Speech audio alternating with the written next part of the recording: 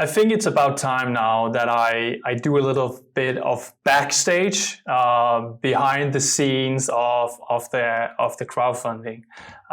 So I'm just gonna log in here while you can still follow my screen on the dashboard that I'm using when setting up the whole campaign, managing it, everything. Just gonna log in here quickly. Here I should be able to see both of my campaigns in the overview. Yeah, I got it here. So the first round and the second round.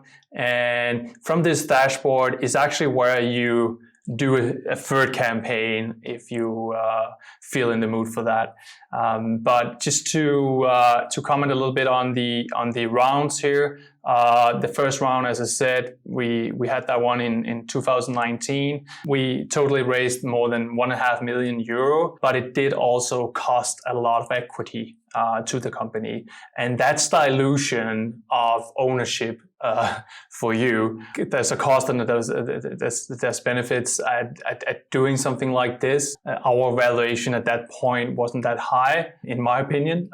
So we had to give a lot of equity out. But you have to give equity out at some point.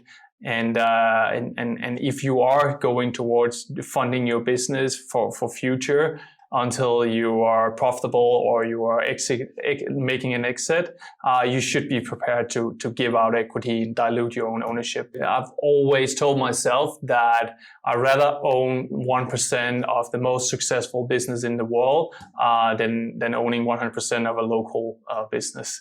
This is the path I'm still doing. Giving out equity to put my company first and take it to the next level. So obviously here we gave away 15%, a little bit more in equity, and that is split between 791 investors here.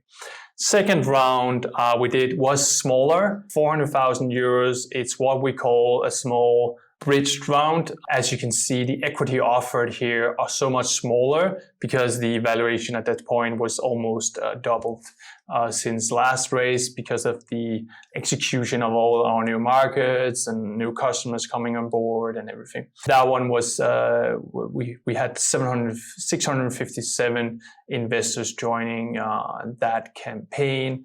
And I can tell you here now, that out of those 657 investors is 25% of the previous raise investors. 25% of the investors from the first round followed on the next round, on round number 2. So they account for some of these investors. It takes me back to the point I talked about earlier. You need to think about investing in your future rounds from day one.